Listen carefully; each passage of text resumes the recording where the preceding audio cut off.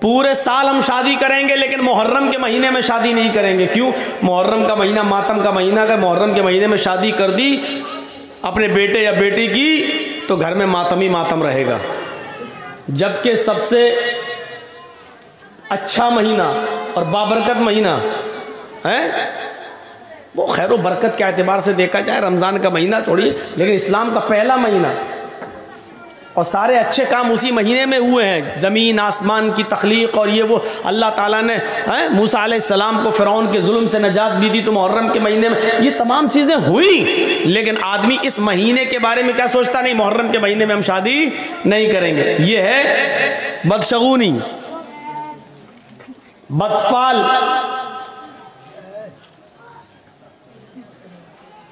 गाड़ी चल रही है स्पीड में, अचानक बिल्ली रास्ते से गुजर गई, रोक दी गाड़ी। क्या हुआ? नहीं, बिल्ली ने रास्ता काट दिया। अरे इतने बड़े बड़े जुआरी, शराबी, कबाबी रास्ता काट रहे हैं, योगी मोदी सब रास्ते से गुजर रहे हैं तो रास्ता मनहूस नहीं हो रहा। बिल्ली बेचारी अल्लाह की मखलूक, बेकसूर जानवर, ये गुजर गया तो रास्ता रोक नहीं। अरे गाड़ी रोकना थी तो इन मनहूस नेताओं के गुजरने पर रोकना चाहिए थी कि अब तो पता नहीं सुबह सुबह किस नेता का चेहरा देख लिया, पता नहीं गाड़ी आगे बढ़ेगी कि नहीं बढ़ेगी। रोकना वहां चाहिए, रोक रहे इस बिल्ली पर। यह अकीदा रखना कि बिल्ली के गुजर जाने की वजह से एक्सीडेंट होने का खतरा है। गाड़ी रोक दी, 2 मिनट रुके, उसके बाद गाड़ी चला रहे हैं। यह है बदशगुनी।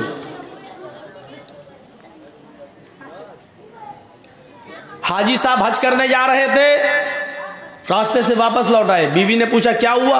तो बिल्ली रास्ते से गुजर गई, अब हज नहीं होगा, लौट आए। यह है बदशगुनी। अरब के लोग जब कोई कारोबार करते थे, कोई बिजनेस करना चाहते थे तो एक चिड़िया पकड़ के उड़ाते थे। ऐसे चिड़िया पकड़ी और ऐसे छोड़ दिया। अगर वो दाहिनी तरफ गई, राइट साइड गई तो कहते थे हमारा काम बन जाएगा, अच्छा बिजनेस होगा, कारोबार अच्छा होगा। और अगर वो बाएं तरफ भागी तो वो काम नहीं करते थे। नहीं नहीं नहीं नहीं नहीं, ये चिड़िया उल्टी तरफ बाएं तरफ गई है, अब तो हमारा कारोबार फेल हो जाए, नहीं नहीं नहीं, हम नहीं करेंगे बिजनेस, इस चिड़िया ने बता दिया कि हमें नुकसान हो। ये है बदशगुनी, ये है बदशगुनी। अपने छोटे से बच्चे को खेल रहा है, काला धागा लेकर उसकी कमर पे बांध दिया। ये काला धागा उसको बचाएगा नजरे बद से। ये है बदशगुनी। ये माएँ जो अपने छोटे छोटे बच्चों को जो नहला धुलाने के बाद एक काले रंग का काजल का टीका लेती हैं और अपने बच्चे के सर पे या गाल पे कहीं लगा देती हैं, काले रंग का ये इससे क्या होगा? नजर नहीं लगेगी। ये है बदशगुनी।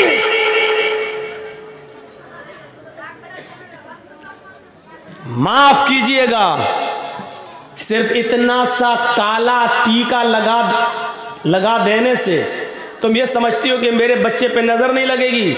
अरे इतना सा काला टीका क्या, पूरा चेहरा भी अगर तू काला कर देगी तब भी ये काला रंग उसका कुछ नहीं कर सकता है। अपने बच्चे को नजरे बद से बचाना है तो सिर्फ ये दुआ पढ़ो, अल्हम्दुलिल्लाहि रब्बिल आलमीन से वलज़्ज़ालीन आमीन, और उसके बाद में कुल औज़ु बिरब्बिल फलक और कुल औज़ु बिरब्बिन नास, ये पढ़कर अपने बच्चों पर दम करो 3 मरतबा सुबह और 3 मरतबा शाम। आपके बच्चे पर नजर नहीं लगेगी। ये काले टीके बंद करो।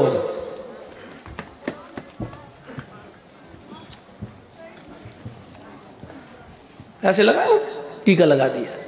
कितने बच्चे खेलते हुए हमारी गोद में आ जाते हैं, यही बिहार बंगाल के अंदर है। मौलाना साहब जरा मेरे बच्चे के सर पे हाथ फेर देना, गोद लिया, काला टीका लगा हुआ है, काजल लगा हुआ है। इस अकीदे के साथ कि काला टीका लगा देने से बच्चे पर नजर नहीं लगेगी, गलत। 3 बार सूरह फातिहा पढ़ो, 3 बार कुल औज़ु बिरब्बिल फलक पढ़ो, 3 बार कुल औज़ु बिरब्बिन नास पढ़ो और अपने बच्चों पर दम करो। उसका तरीक़ा ये होना चाहिए कि एक बार पहले पढ़िए आप औज़ु बिल्लाहि मिनश शैतानिर रजीम बिस्मिल्लाहिर रहमानिर रहीम अल्हम्दुलिल्लाहि रब्बिल आलमीन अर्रहमानिर रहीम मालिकि यौमिद्दीन इय्याका नअबुदु व इय्याका नस्तईन इहदिनस सिरातल मुस्तक़ीम सिरातल लज़ीना अनअमता अलैहिम गैरिल मग़दूबि अलैहिम वलद्दाल्लीन। फिर उसके बाद पढ़ो बिस्मिल्लाहिर्रहमानिर्रहीम कुल अऊज़ु बिरब्बिल फलक़ मिन शर्रि मा खलक़ व मिन शर्रि गासिकिन इज़ा वक़ब। ये पूरी सूरत पढ़ो। उसके बाद पढ़ो बिस्मिल्लाहिर्रहमानिर्रहीम कुल अऊज़ु बिरब्बिन नास मलिकिन नास इलाहिन नास मिन शर्रिल वसवासिल खन्नास अल्लज़ी युवस्विसु फ़ी सुदूरिन नास मिनल जिन्नति वन नास। एक एक बार पढ़ लिया। अब बच्चे पे दम कर दो। इसके बाद फिर पढ़ो ऐसे ही, फिर पढ़ो ऐसे ही, ऐसे 3-3 बार पढ़ के आप सुबह दम कर दो फजर की नमाज के बाद, और शाम को दम कर दो इशा की नमाज के बाद। मौका लगे तो दोपहर में भी दम कर दो ज़ोहर की नमाज के बाद। लेकिन ये सब करने के लिए अम्मा को उठना पड़ेगा सुबह फजर में, नमाज पढ़ने के बाद दम करने के लिए। अब इन झमेलों से बचने के लिए कुछ कठमुल्लाओं ने कह दिया है काला टीका लगा दो, नजर नहीं लगेगी। सच बता रहे हैं, यही कठमुल्ला उल्टी छुरी से काटे जाने वाले हैं। काले, अगर काली चीज से नजर रुकने वाली होती तो हिंदू भाई तो इतने इतने बड़े वो काली दुर्गा माँ का इतना बड़ा वो लगा लेते हैं अपने घरों में, जबान निकाले हुए करे हुए। अब देखिए, इसका मतलब उनके घर पे तो नजर ही नहीं लगेगी, पूरा इतना बड़ा रख लेते हैं, दरवाजे पे लगा देते हैं, जबान बाहर निकली हुई है, क्या करो, क्या कहेंगे आप उसको? ये है बदशगुनी। कितने बच्चों को देखता हूं नंगे घूमते और काला काला वो बंधा हुआ है, सब क्या गंडा बांध दिया है। फला मौलाना साहब ने पढ़ के दिया। अरे मौलाना साहब तू खुद ही बांध ले अपने कमर पे। ना इन गंडों से कुछ होना है, ना इस टीके से कुछ होना है। अल्लज़ीना हुम ला यततय्यरून, जो बदशगुनी नहीं लेते होंगे, बगैर हिसाब किताब के जन्नत में जब जाएंगे 70,000 लोग, वो कौन होंगे? जो बदशगुनी नहीं लेते होंगे। वला यत्तऊन, जो अपने जिस्म को दगवाते नहीं होंगे। दगवाना समझते हैं ना, जानवर को दागा जाता है ताकि उसको पहचान लिया जाए खेत में किसका जानवर है। इसी तरीके से यहाँ पर वो चलवाना, हाथ पे कुछ टैटू बनवाना, मशीन चलवाना, नाम लिखवाना या कोई टैटू बनवाना ताकि वो निशान बना रहे, इसको कहते हैं दगवाना। जो साबुन से फिर मिटता नहीं है, उसका निशान बाकी रहता है। जब तक आप ऑपरेशन नहीं कराएंगे जब तक वो मिटेगा नहीं। जितने लोगों ने अपने जिस्म को दगवाया है, पहली फुर्सत में ऑपरेशन करके इसको मिटवा दीजिए। अगर इस हाल में मर गए तो अल्लाह की कसम तुम्हारी बख्शिश नहीं होगी। जिसके जिस्म को दागा गया हो और उसने अपने जिस्म पर दगवाया हो, ऐसा आदमी अगर मर जाए तो इसकी जनाजे की नमाज पढ़ना जायज़ नहीं है और इसको मुसलमानों के कब्रिस्तान में दफन करना भी जायज़ नहीं है। लिखे बैठे हैं अपनी अपनी माशूकाओं के नाम, लड़के और लड़कियां लिख बैठी हैं अपने महबूबों के नाम। कभी यहाँ लिख लिया, कभी यहाँ दगवा लिया। साहब देख, कुछ लोग तेज़ाब से भी लिख देते हैं, कुछ लोग छुरी से लिखते हैं काट के। ये सब दगवाने के हुक्म में शामिल है। दगवाने, शेख सालेह अल उसैमीन का फतवा है कि अगर किसी आदमी का मौत इस हाल में होती है कि उसके जिस्म पर टैटू बंधा हुआ है, दाग दागा हुआ है, तो इस शख्स की न तो नमाज जनाजा पढ़ी जाएगी और न मुसलमानों के कब्रिस्तान में इसको दफन किया जाएगा। करने को तो कुछ भी कर दो। तो बगैर हिसाब और किताब के जो जन्नत में जाएंगे, उनमें जो अपने जिस्म को दगवाते नहीं होंगे। ए मदरसे के बच्चों, तुम लोग बार बार उठ रहे हो, जाओ यहां से चलो। जिसको जाना हो यहां से जाओ जी, बार बार उठकर डिस्टर्ब मत करो यहां पर।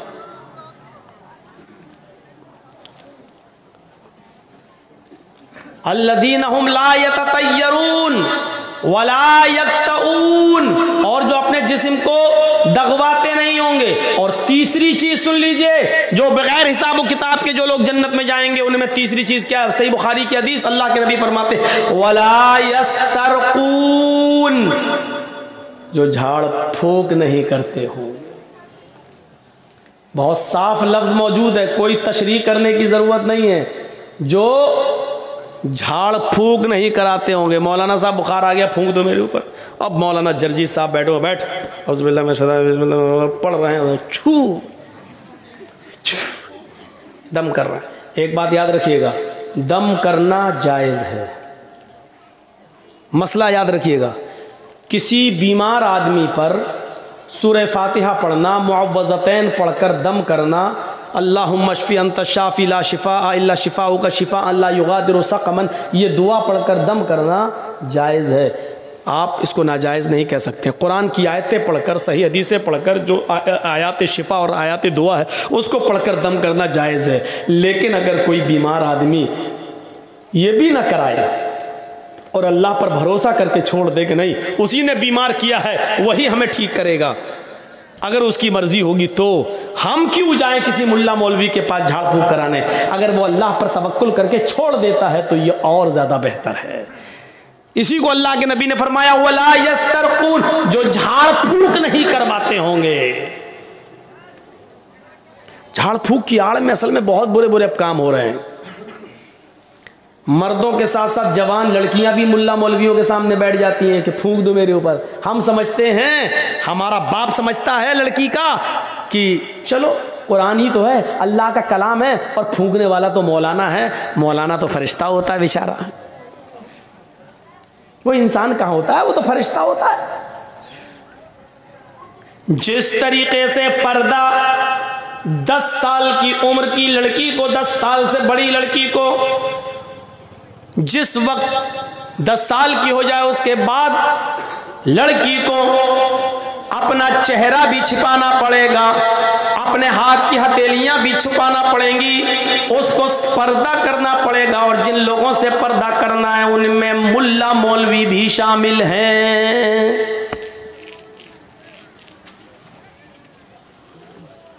अब लड़की का बाप लड़की पर दम कर सकता है, लड़की का भाई लड़की पर दम कर सकता है, लड़की की माँ लड़की पर दम कर सकती है, लड़की का शौहर लड़की पर दम कर सकता है। माफ़ कीजिएगा मौलाना जर्जीस, आपकी जवान बेटी पर दम नहीं कर सकते हैं सामने बिठाकर।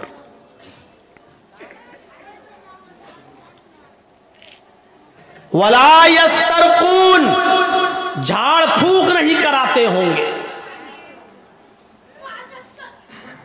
झाड़ फूक अगर कोई शख्स करता है कुरान और हदीस के दायरे में तो जायज़ है, लेकिन अगर अल्लाह पर भरोसा करके ये भी ना करवाया जाए तो अफजल है, बेहतर है। वला यस्त। और चौथी चीज वअला रब्बिहिम यतवक्कलून, और जो अपने रब के ऊपर पूरा पूरा भरोसा और तवक्कुल करते होंगे, ये लोग बगैर हिसाब व किताब के जन्नत में जाएंगे। अब जन्नत में जाने वाले कितने लोग हो गए? जिन्होंने कहा ला इलाहा इल्लल्लाह वो जन्नत में जाएंगे। जिन्होंने ला इलाहा इल्लल्लाह के साथ नमाज पढ़ी, रोजा रखा, हज किया, ज़कात दी, यानी चारों काम किए, ये जन्नत में दाखिल होंगे। और तो तीसरी चीज मन कान फी आखिरी कलाम, मन कान फी आखिर कलाम ही ला इलाहा इल्लल्लाहु दखलल जन्ना, और जिसकी जबान से आखिरी जुमला ला इलाहा इल्लल्लाह निकला वो जन्नत के अंदर दाखिल होगा। जो बदशगुनी नहीं करता होगा वो जन्नत के अंदर दाखिल होगा। बगैर हिसाब व किताब की जाने वालों में ये भी शामिल है। और जो अपने जिस्म को दगवाते नहीं होंगे, और जो झाड़ फूक नहीं कराते होंगे, और जो अपने रब के ऊपर पूरा का पूरा तवक्कुल और भरोसा और एतमाद करते होंगे, अल्लाह के अलावा उनका यह एतमाद किसी और के ऊपर नहीं गया होगा, ये बगैर हिसाब ये जन्नत में जाने वाले लोगों में से होंगे। आइए एक और आसान तरीका बता दूं जन्नत में जाने का, और बहुत आसान है। मा मिनकुम मिन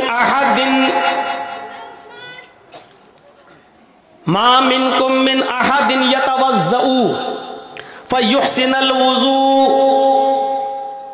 सुम्मा यक़ूल अशहदु अल्ला इलाहा इल्लल्लाह व अशहदु अन्ना मुहम्मदन अब्दुहु व रसूलुहु। इल्ला फुतिहत लहू अब्वाबुल जन्नति समानियतु, तुम में से जिसने वुजू बनाया, लीजिए, तुम में से जिसने वुजू बनाया, फयुहसिनल वुजू, और अच्छी तरीके से वुजू बनाया। एक तो होता वुजू बनाना और एक होता है अच्छी तरीके से वुजू बनाना। वुजू बनाना क्या है? जैसे बिहार में एक जगह हम जलसे में गए तो जो टोटियाँ लगी थी मस्जिद में, नल जो लगे हुए थे, वहाँ बैठ कर मैं वुजू बना रहा था। तो जमात खड़ी थी, बिहारी का एक आदमी बेचारा आया उसी गांव का और मेरे पास आकर बैठ के वो भी वुजू बनाने लगा और हमसे पूछता है कि मौलाना साहब हम कितनी रकात हो गई? हमने कहा शायद 2 हो गई, 2 बची हैं। 2 हो गई? हाँ। अब देखिए उसकी वुजू की, अल्लाह, उसको दोनों मिल गई और मैं जब तक वुजू बना के पहुंचा तो मेरी एक और छूट गई। बैठा तो निकल चुकी थी, 2 रह गई थी। पूछा कितनी मौलाना कितनी हो गई? हमने कहा 2 हो गई, शायद 2 रह गई। उसने इतनी जल्दी वुजू बनाया कि जो रह गई थी वो दोनों मिल गई। अब अल्लाह बेहतर जाने कि इसने वुजू बनाया कि क्या किया। ये वुजू नहीं है। कौन सा वुजू बनाने वाले को जन्नत मिल रही है? वुजू सीखिए क्या है। फयुहसिनल वुजू, अच्छी तरीके से वुजू बनाना। अच्छी तरीके से वुजू क्या है? आप एक चुल्लू पानी लीजिए, जैसे नल पर बैठे तब भी, टोटी खोलिए, पानी लीजिए, टोटी बंद कर दीजिए, पानी ज़्यादा ज़ाय ना हो। 2 मुद पानी में अल्लाह के रसूल वुजू बना लेते थे। 4 मुद का 1 सा होता है, 4 मुद का 1 सा होता है और 1 सा 2.5 किलो का होता है। कितने का? 2.5 किलो का, यानी 2.5 लीटर में का आधा करो तो कितना हुआ भाई? 2.5 किलो। ये 4 मुद है, 4 मुद का 1 सा, और 1 सा कितने का होता है? 2.5 किलो का। तो आधा सा यानी 4 में से 2 मुद, तो आधा सा यानी 2.5 किलो का आधा करिए तो कितना हुआ? 1.25 लीटर पानी में अल्लाह के रसूल वुजू बना लेते थे। सुन लीजिए, एक बाल्टी भरकर वुजू बनाने वालों, वुजू बनाने का सवाब तो मिलेगा, लेकिन 1 बाल्टी पानी जो खर्च कर दी इसका गुनाह भी पड़ेगा। तुम बचोगे नहीं। सोचिए,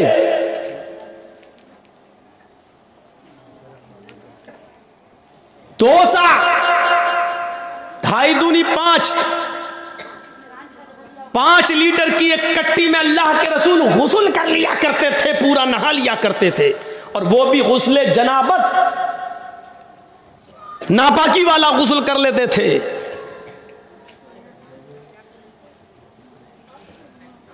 मौलाना साहब इतने में तो हमारे पैर भी नहीं धुलेंगे। गुस्ल खाने में जाते ही पहले हम टोटी खोल के अपना बाथरूम साफ करते हैं, उतना पानी तो हम गुस्ल खाने को साफ करने में लगा देते हैं।